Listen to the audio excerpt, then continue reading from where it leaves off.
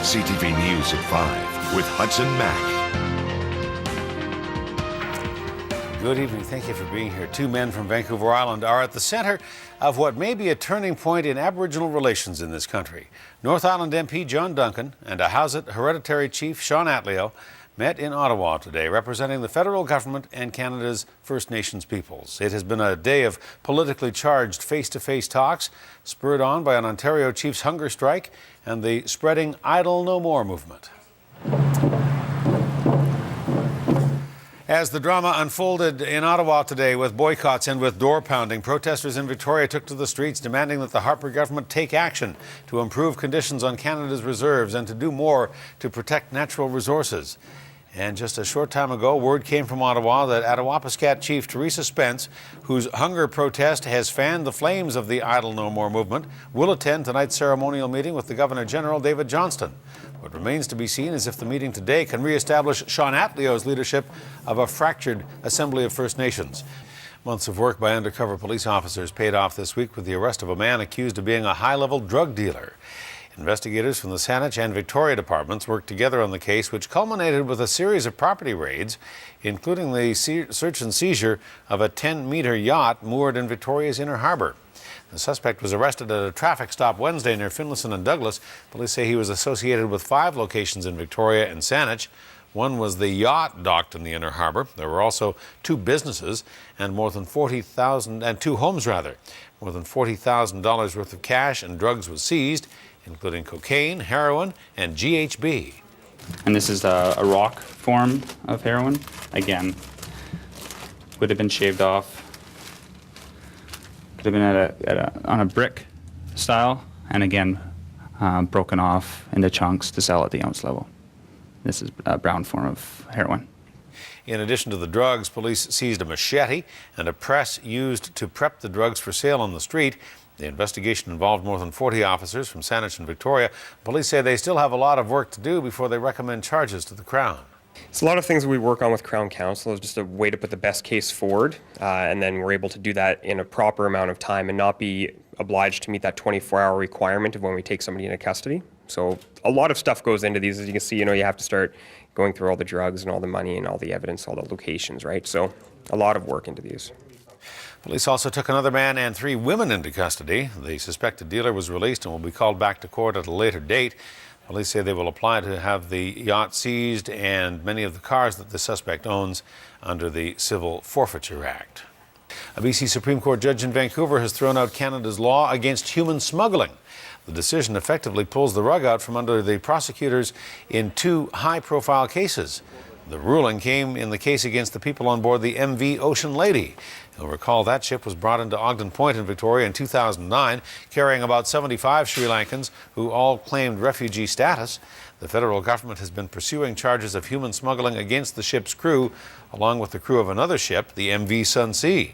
That was the ship that brought nearly 500 people to Canadian shores when it came ashore in 2010. The judge said the law against human smuggling was so broad it could punish family members or humanitarian groups who are trying to help refugees.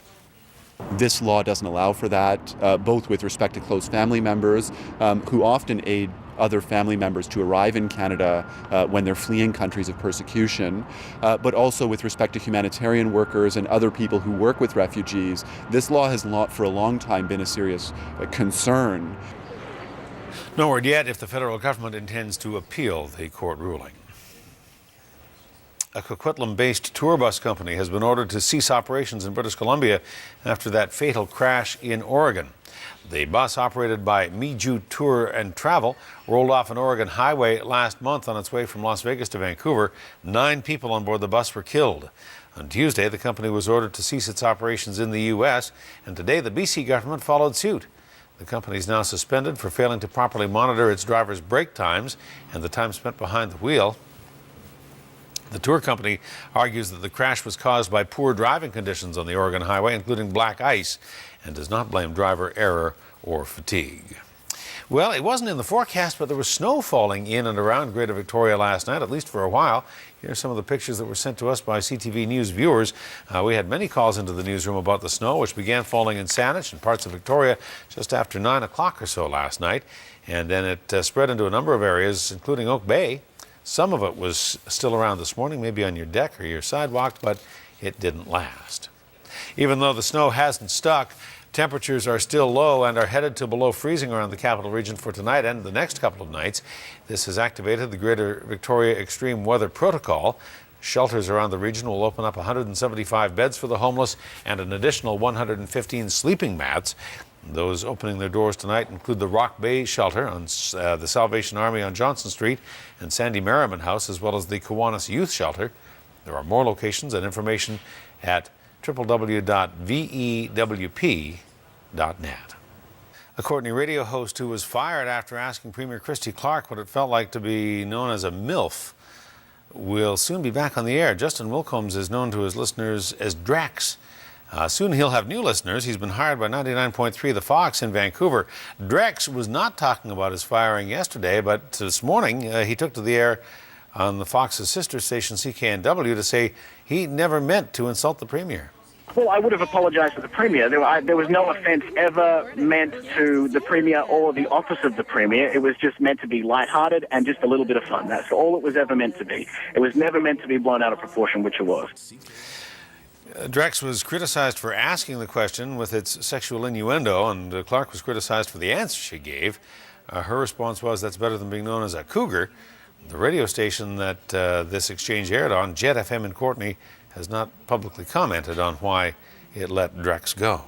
A warning for you if you're an arachnophobe, you might not like the looks of this next story. Wait till you see what a couple in Red Deer found when they opened up the grapes they bought. The couple found this little lady, a black widow, or at least they think it is, in a bag of red grapes they bought from the Red Deer Superstore Wednesday night. Hasn't been confirmed yet, but the spider does have the signature red hourglass on its belly. They didn't notice the spider until they were rinsing off the grapes. She had it in countertop, and that was black. And I said, "Oh my God, this is a black widow." And she said, "What is that?" "It's a killer spider. Can kill you right off." They were able to put the spider into an old coffee jar. They're keeping it there and hoping to give it to an expert. The Superstore, by the way, gave the couple a $20 gift certificate as compensation.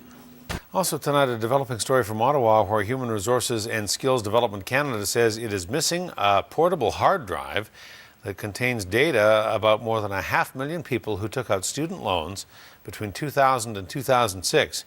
Both RCMP and the Privacy Commissioner are looking into what happened. It is the same department that lost a USB key that contained the personal information of about 5,000 Canadians in November. A disturbing story emerging from the Central Interior tonight. 6 people in Prince George have been charged in a violent sex assault on a teenage boy and an assault on another teen. RCMP in Prince George say the 2 victims were lured to an apartment and then assaulted by a group of people. A 20-year-old woman and an 18-year-old man, as well as 4 juveniles, are now accused of sexual assault, aggravated assault, and unlawful confinement.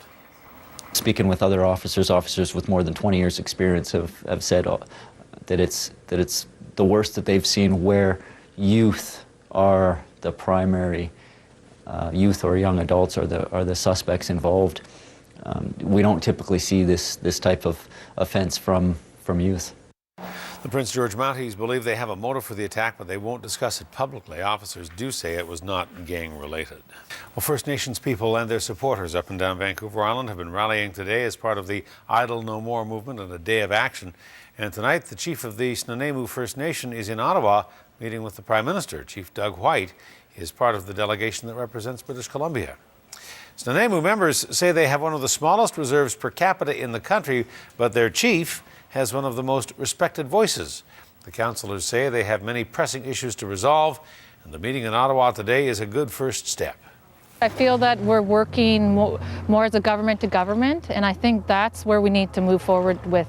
I think that we've never been recognized as government to government with any governments of Canada. Well, there's issues across this country with First Nations people, and they have to coming together, standing up for their rights, and this Idle No More movement has made this possible for bringing awareness out to the public. Idle No More demonstrations were held across the country today as the Prime Minister met with a delegation of First Nations leaders. The talks were scheduled as the result of a hunger strike by Chief Teresa Spence from Attawapiskat. She has now agreed to attend tonight's ceremonial meeting with Governor General David Johnston. Contract talks have broken down between the city of Nanaimo and the union representing its firefighters. Nanaimo firefighters have been battling blazes without a contract since December 2009. The union says after more than 3 years of back and forth, it's frustrating to still be without a deal. The most recent round of talks included 8 days of bargaining and 3 days of mediation. After no agreement on salary or pensions, the two sides will now move to arbitration. Well, we know in the end we'll get a deal because it's going to be decided for us, but it would have been much better to resolve it amongst the two parties, but we failed to do that. Nanaimo Professional Firefighters Local 905 says its members' salaries are 5 to 7% lower than our firefighters in the rest of the province.